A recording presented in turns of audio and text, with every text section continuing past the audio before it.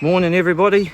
So it's a little bit later. I really like to get going by about 6 o'clock, but it just started bucketing with rain again, and when I looked on the weather forecast, it was all about to stop about 6 o'clock and sort of clear up, which is exactly what happened.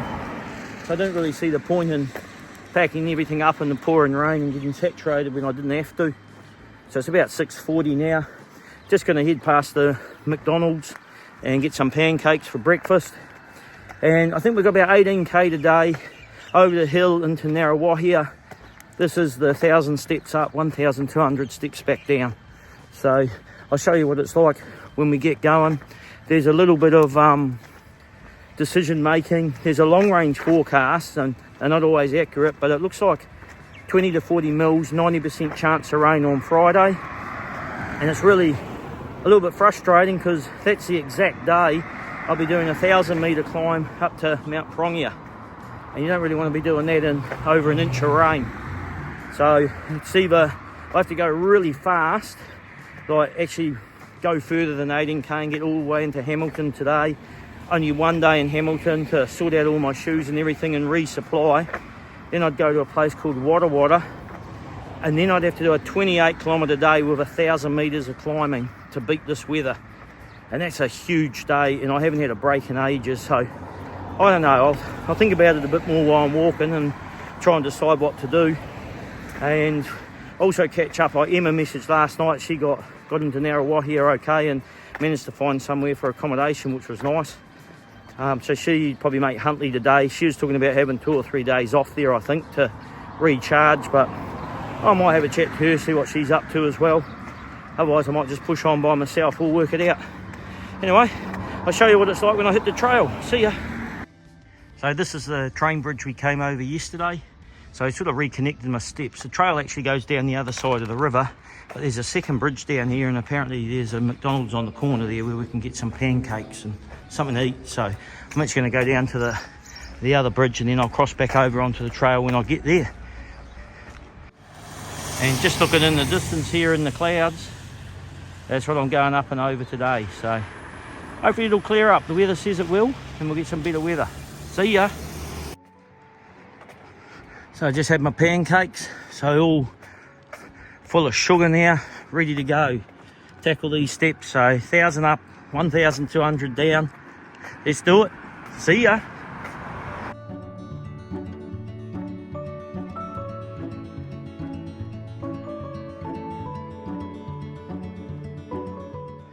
It's actually 5 or 6k, depending what part of Huntley you start from. Just walking down this road to get to the northern head of this trail. It's probably even more than 6k for me because I backtracked up to that motor camp to stay the night. But yeah, I didn't realise how far down it was to get to the start. We'll keep going. That's actually an island in the middle of the river. You can see down here if we peer through these trees how wide the river is on the other side there.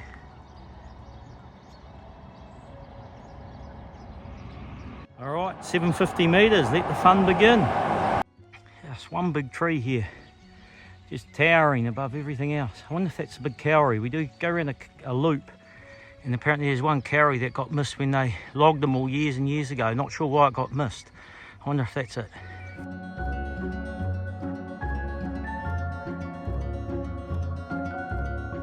So another treatment station for the kauri dieback, and I guess this is the first of the 1,000 stairs up.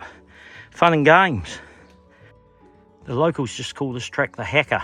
A lot of them just come up, do the loop and go back again. And at the other end, when we do the 1,200 steps down, the Ngaruawahia end, a lot of the locals just use it for fitness. Must run up the steps and stuff, so crazy. Anyway, we'll push on.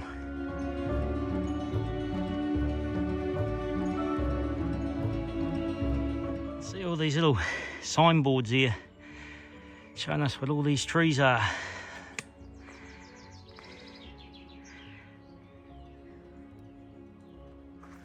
I get the feeling this is going to be a beautiful walk through some real nice native bush.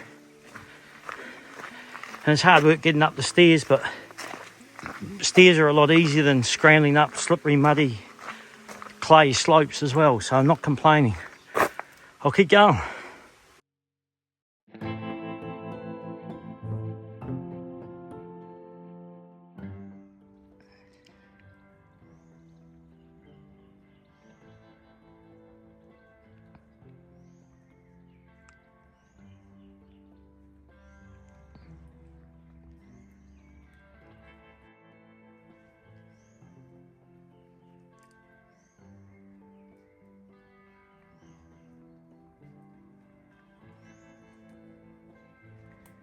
Even I read this sign.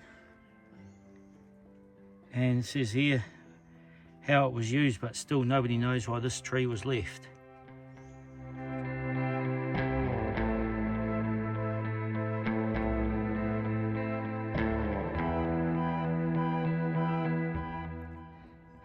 Well, getting there, I've climbed about 260 metres, so I think I've got to get up to just over 300, and then it undulates a little bit before I go up to the highest point later on in the trail. But you can see a bit of where I came from in the background. I'll spin the camera around so I can zoom in and show you more.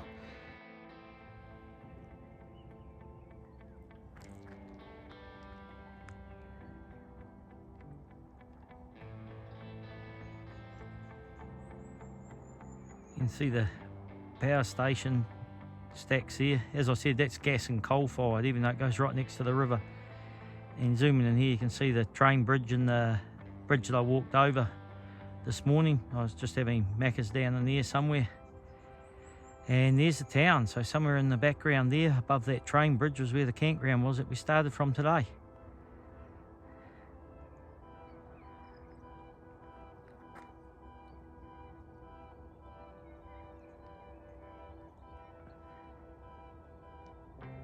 So I showed you that lookout at the top, and up to there would probably be a walking track, and now it's turned into a, they call it tramping in New Zealand, or a hiking trail. No nice steps, no gravel now, it's more of a trail over the ridge till we get to the other side.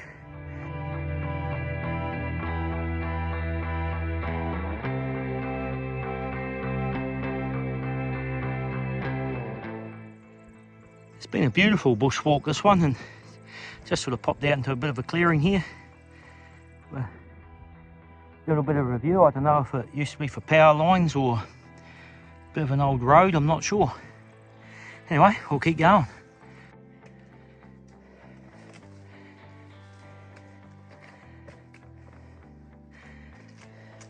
Well done. Okay, so significant little milestone, 750 kilometres. So 25% complete now. This is Christine from Australia, same state as me, Queensland. Yep. And what did you want to do, Christine? We want to do the little song that Kurt and Richie did. That Kurt and Richie did. All right. So we're going to do our best. Here we go. 25%. 25%. 25%. 25. 25. 25. 25. 25. 25. There we go. That's the best we can do. But anyway, beautiful little spot. It's actually quite nice. This has been a beautiful bushwalk. Don't you think, Christine? Yes. This has been beautiful. After what we've been through the last few days to get between Auckland and Hamilton, beautiful. This has been blessing. Absolutely lovely. So we'll push on 5 kilometres to Ngaruawahia. There you go. Here we go. There we go. All downhill. See ya.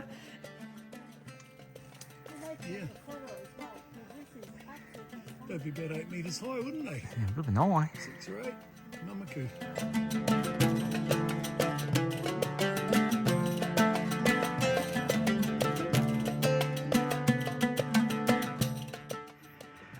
Alright, this is from the lookout at the top. And if I zoom in down here, you should see there you go, there's the 2 chimneys from Huntly. And we started just on the right side of that river. If we come in over here, we'll see Ngaruawahia, so that's where we're heading. So if I zoom in down here, you'll see the 2 bridges in Ngaruawahia. And then tomorrow, we come out here, and over here is Hamilton. That's where we're heading. So it's a long way down, but not a lot of distance. So these stairs are going to be steep, I think. So on the way down now, so this is a 1,400 and something, and definitely we're back to walking track quality, not hiking track or tramping track quality. Feeling a little spoiled, and these locals running up here, I don't know how they do it.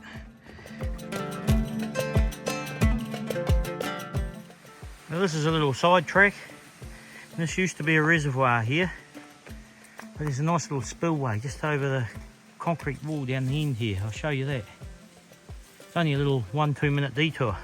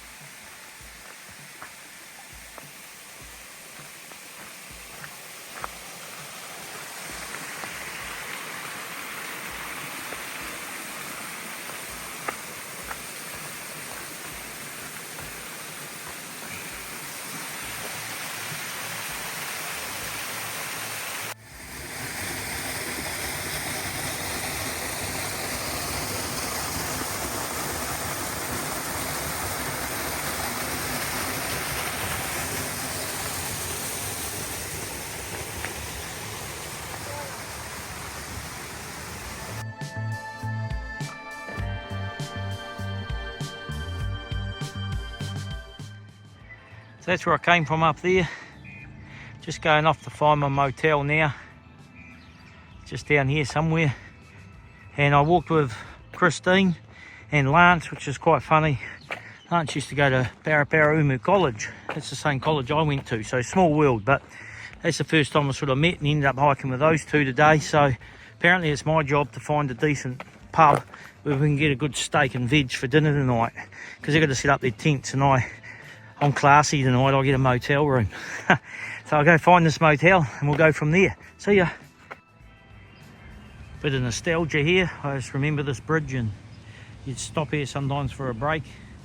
Watch the local kids jump off that bridge into the river.